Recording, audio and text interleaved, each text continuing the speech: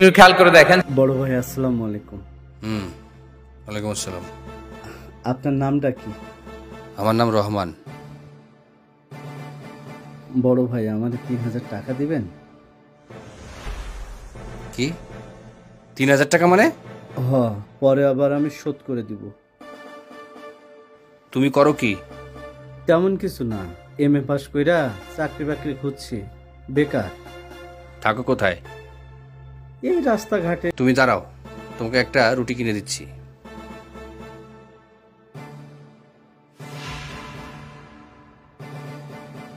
নাও, এটা খাও।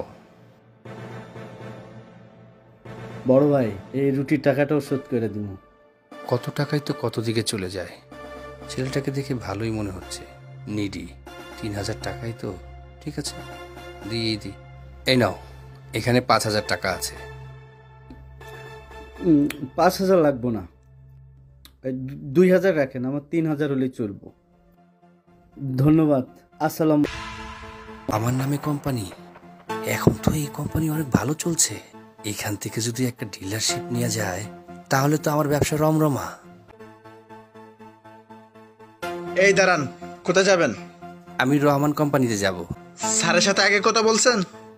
না, স্যারের সাথে তো কথা বলি নাই। স্যারের সাথে দেখা করে যাবে না। আমি একটা ডিলারশিপ নেওয়ার জন্য আসছি।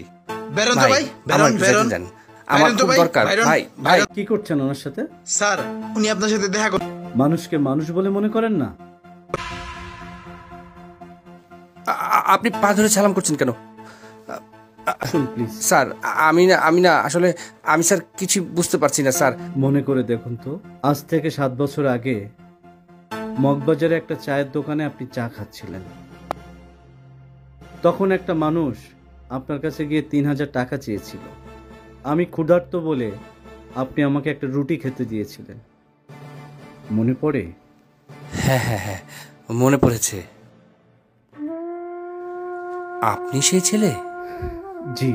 ওই দিনের 3000 টাকা আর সাথে যে একটা রুটি 15 টাকা, এই টাকাটা আমি আপনাকে ফেরত দিতে চাই। প্লিজ আপনি না করবেন।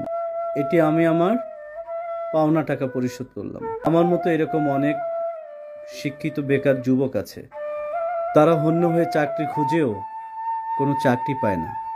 আপনার মতো এরকম মহৎ মানুষ যদি আমাদের মতো এরকম বেকার মানুষদের পাশে এসে দাঁড়ায়, তাহলে হয়তো আমার মতো এরকম অসংখ্য মানুষ এই সমাজে ভালোভাবে প্রতিষ্ঠিত হতে পারত, বড় বড় ব্যবসা করতে পারত, আরও বেশি কর্মসংস্থানের ব্যবস্থা করা যেত।